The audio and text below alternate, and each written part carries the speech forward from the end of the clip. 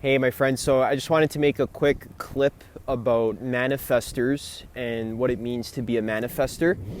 I made a long human design video recently, and I feel like since then I've learned more about what it means to be a manifestor.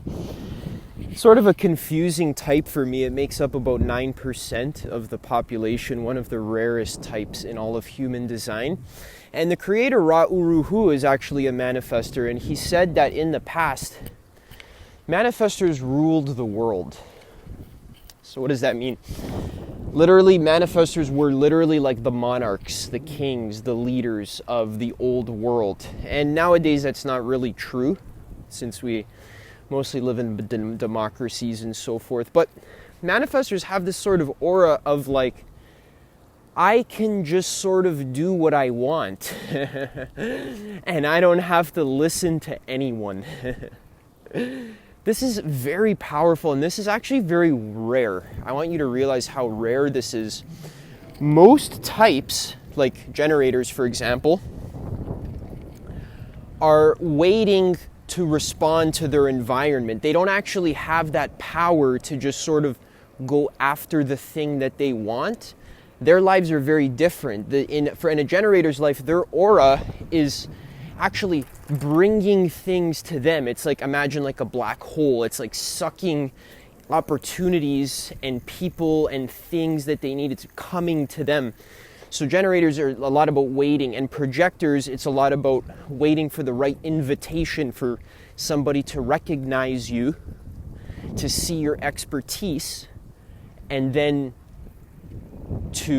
you basically give them your advice. Basically, that's the strategy for a projector. But manifestor is very different. The aura of a manifestor is actually this sort of repelling aura. There's a barking dog. He's doing a little tail dance. Roof, roof. What a crazy doggo. Yeah. The aura of a manifestor is like repelling. So it's like, imagine it's pushing people away, pushing obstacles away. There was this analogy that I heard of a woman who was a manifestor who was going into the woman's bathroom, and apparently there's always long lineups in the woman's bathroom to use the stall. So this woman, since she was a manifestor, as she walks into the bathroom, it's almost, there's this subtle sense of like the other women are sort of moving out of the way for her. They're like almost allowing her to butt in line and to go first. Because there's just this like subtle energy of like, when you come into contact with a manifestor, you almost want to like move out of the way for them. So the difficulty with being a manifestor that I was listening to Ra-Uru-Hu talk about, I'll link his talk about it in the description of this video.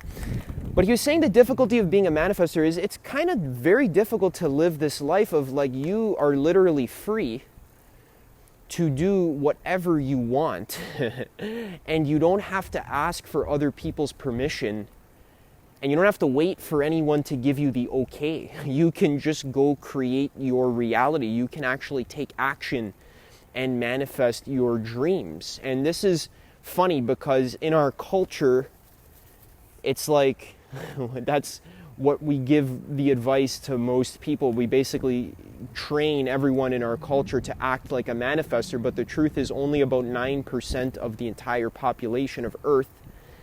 So that's like around 500 million people, or maybe a bit more, around 500 million. Only a portion of the population is actually able to like take action on their dreams and manifest it in this way of like just not taking no for an answer and just sort of going like steamrolling through the obstacles like for what they want. So as a manifestor, it's important to realize that you have this freedom, and actually throughout your life you may have experienced a lot of anger. Lots of anger. That's actually the not self theme for the manifestor, meaning that's kind of how you know you're out of alignment and you're not listening to your authority. So your authority is the most important thing as a manifestor. Excuse the audio if you're getting some wind. One second, let me check. All right, that audio should be a bit better. I had to switch my microphone, so I might sound a little bit different, but this one is a lot more wind-proof. Yeah, your authority as a manifestor is like your lifeblood. That's the key thing. So there's different kinds of manifestors. There's ego-manifested manifestors. There's splenic manifestors. There may even, I don't know if there's such thing as emotional manifestors. There is throat-activated manifestors. So there's different kinds of manifestors. And so really it all depends on your authority. Your authority is like so important in human design. It's like one of the keys, honestly. Your authority determines what you make decisions by, what you listen to when you make decisions. So, for example, if you're a splenic manifestor, the spleen has to do with impulsiveness and your in the moment feeling, like the truth of now. What's your truth right now? So the splenic authority, I have splenic authority by the way, but I'm a projector. Splenic authority is like you can basically only know the truth about what you want in the moment, almost as a reaction to like the present moment. Okay, so if, for example, if you're a splenic manifestor, Bashar's advice of just always follow your highest excitement in each moment, that's excellent advice.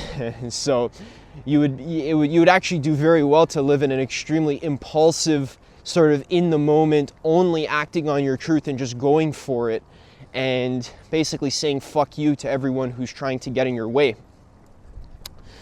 So that's the thing, is that's the big thing that manifestors struggle with, is because your type throughout history, though I like the way Ra'uruhu, he makes it almost like historical. Throughout history, manifestors were the rulers, they were the leaders.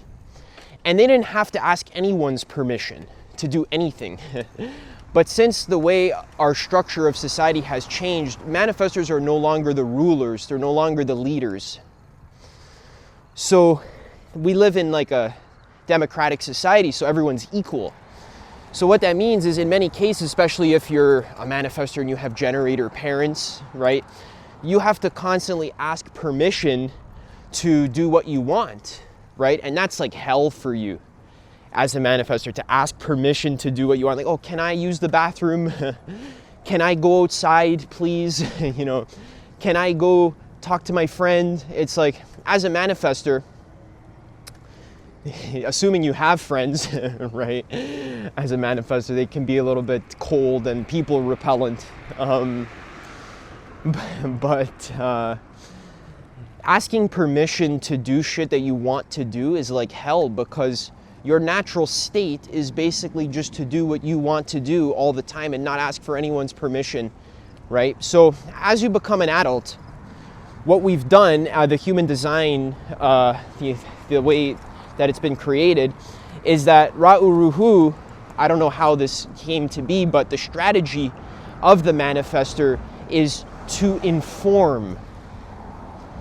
So in order to basically gain lasting peace as a manifestor, which is what you want peace.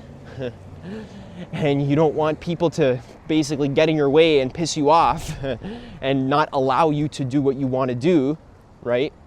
You want to just live in your peaceful world where you can just sort of create the impact that you want to create on the world. Manifestors are all about creating impact on others, impacting the world with the thing that they're creating. What kind of impact am I having? That's what's interesting for manifestors. Generators are all about me, knowing about themselves. What do I like? Who am I? What am I interested in? Projectors are all about the other.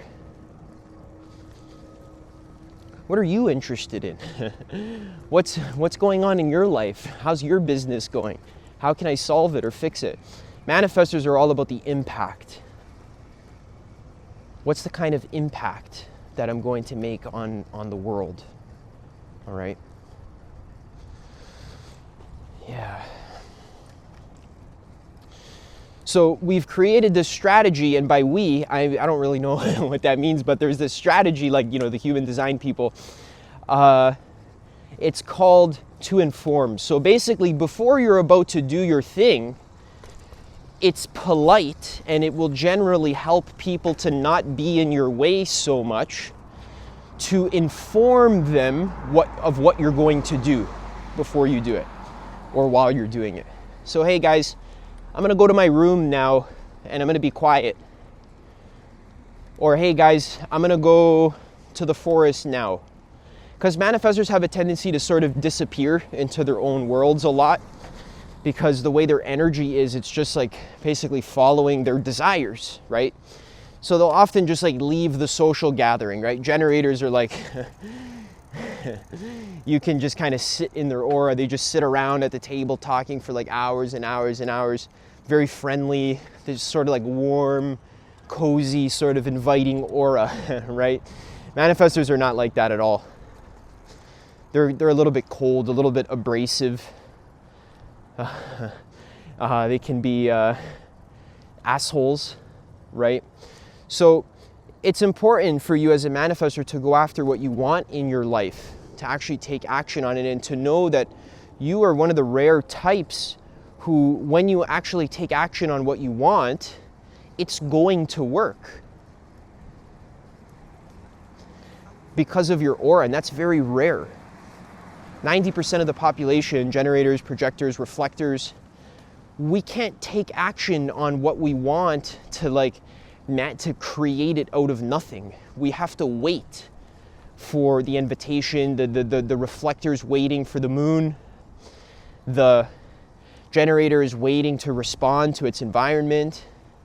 Manifestors can just sort of like cut through life and just sort of like go after what they want, okay? But the key, so that other people aren't worried about you, so that they don't get in your way,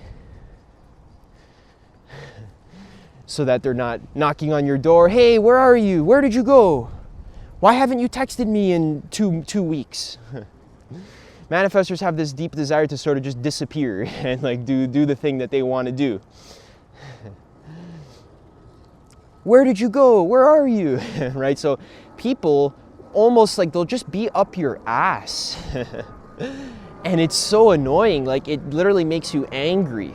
You're like, get the fuck out of my way. Like, oh my God, like just like mind your own business sort of thing. Like, let me just do what I want. Like, why do you have to be so involved in what I'm doing? Right? Why do I have to why are you so worried about where I am all the time? Just like, leave me alone. That's a popular sentiment for manifestors.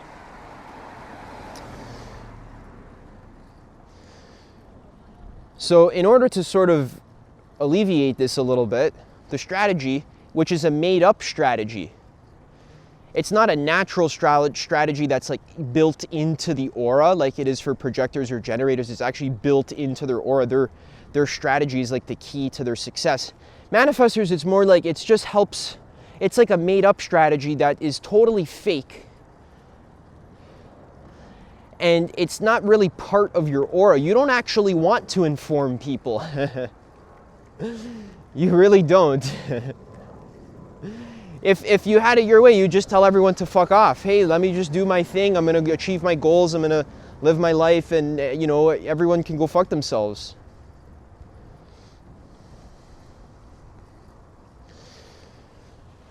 But that creates a lot of friction a lot of times in your personal relationships and just in your goal achievement in general. People will just keep getting in your way. So it'll be a lot easier for you if you develop the awareness to inform. Hey, so I'm gonna create a music album now, and I'm gonna kind of be locked in my room for the next month. Just letting you know, okay? And then everyone will just feel this like sigh of relief, like, oh. I personally have a client who's a manifestor, and she tends to sort of just like disappear. And like I won't hear from her for like weeks, which I'm totally fine with. I I can be like that sometimes too, but it's just so funny. Like, she'll just sort of disappear into her own world. I won't hear from her for weeks. Then when I finally hear from her, she's like, oh yeah, I've been doing great. You know, I've been traveling and doing this and doing that. But it's like, yo, you totally disappeared. Where did you go? Right? So it's kind of good to like develop this capacity to like inform others as you're doing stuff or before you do stuff. Hey, so like I'm just gonna, you know, be traveling for the next 3 months, okay? So I'm not gonna completely disappear, okay? So you want to completely disappear. That's sort of natural for you, but to sort of live in a harmonious kind of way with your friends and family and just with colleagues and people in general, you basically are like a tractor trailer who's barreling down the freeway at 100 miles per hour, going fast. And there's cars in front of you. It's recommended that you honk so that they get out of your way.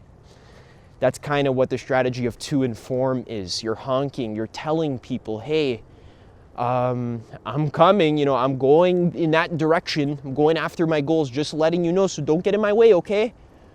Okay? So Ra'uruhu was making it a lot about this idea of being okay with people not accepting you as a manifestor. So people, you know, it's like, if they want to get in your way, like, oh, that's sort of their problem. Like, they're going to get run over, sort of thing. So you just tell them as nicely as you can, hey, so I'm going to go in that direction, just letting you know it's going to work because I'm a manifestor, and whatever I do, as long as it's in alignment with my authority. If I'm a throat manifestor, I'm listening to my voice and speaking to myself to see if it resonates. If I'm a ego manifested manifestor, then I'm following my personal will, my willpower, what I'm willing to do, following my will. What am I willing to do? And actually going for that. Do what you're willing to do. It's going to work. It's going to bring you abundance, but ultimately it's going to bring you peace, where you're going to be able to live in your world of, it's a really beautiful world, actually, where the manifestor is aligned with their authority and they're aligned with their design and they're informing others so they stay out of their way. It's a really beautiful world. You can create massive impact for the world, massive peace for yourself.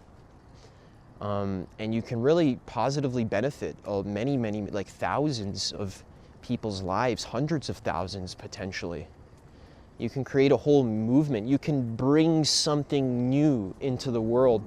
That's something so rare that really only manifestors can do. They can create a new thing, bring a new idea or a new movement into the world out of seemingly nothing. It's very beautiful, actually, to create a new movement, something that the aura of the manifestor is really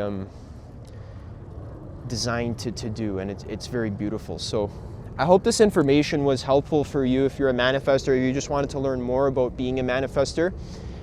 You can listen to Ra'uruhu talk about it. He's like the original creator.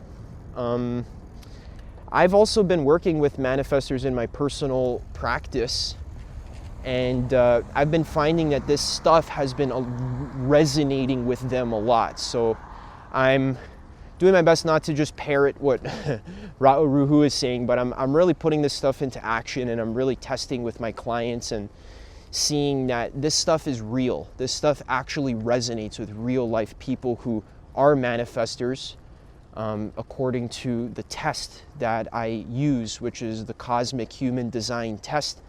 That test is different than most human design tests because it uses true sky astrology, which means that it uses the actual sky to calculate your chart. It doesn't use the tropical system, which is based off of the calendar months, which is totally man-made. It is totally corrupted. Those calendar months, there's like so much politics and power games that have gone into creating that calendar back in the time of the Roman Empire. Julius Caesar wanted his own month, so he just sort of he shoved his own month into there and called it July. You know, Julius. Augustus sort of did the same thing. You know, so that calendar month is not really aligned. So we base our astrological system on that month, and we have less accurate astrology, and then we base our human design calculators on that tropical system of astrology, which is less accurate than the true sky system.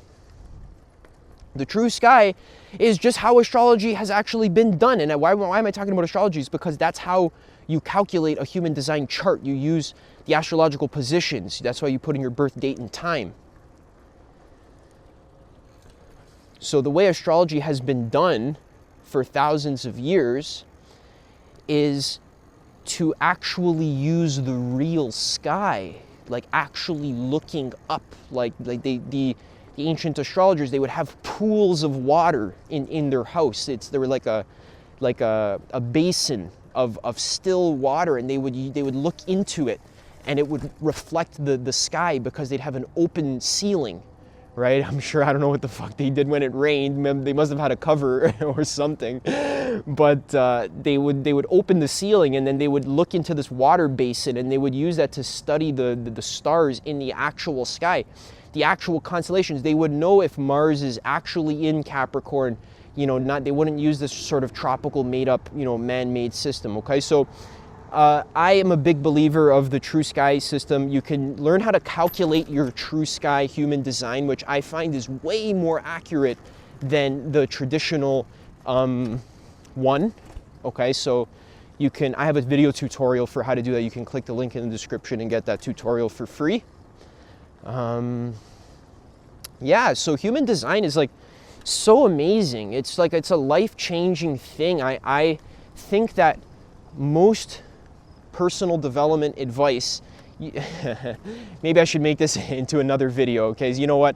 I'm going to talk about this in a separate video, why it's so important to use human design as part of your personal development strategy, because it gives you really custom tailored advice. The advice is really custom. Most personal development advice on the internet is just people sort of telling you what works for them. But what works for them is going to be different than what works for you, because you have a very unique chart, right? I've been attracting a lot of splenic projectors because I'm a splenic projector, and a lot of my advice that I've been giving only resonates with people who are splenic projectors. I've been saying, like, just rest all day and listen to your intuition and don't work too hard, right? That's like pure splenic projector advice that will bring success for a splenic projector. But if a generator listens to that advice, they're going to feel frustrated. Or if a manifestor listens to that advice, they're going to be really pissed off and angry. So I've found that this human design stuff is super accurate. I've seen amazing results with my clients, helping them to have a lot more efficiency in their business interactions, with their personal relationships, with their health, their mental well-being, their physical well-being, their family life. Everything is just a lot smoother and a lot more aligned. They have a lot more freedom and joy and peace in their lives. So if that's something you're interested in applying, you can click the link in the description to apply to work with me. I work with people who want to get custom tailored advice for really becoming the best version of themselves. So you can check that out. Otherwise, thanks for watching, and go check out that next video that I have linked on the end screen there. Okay, peace.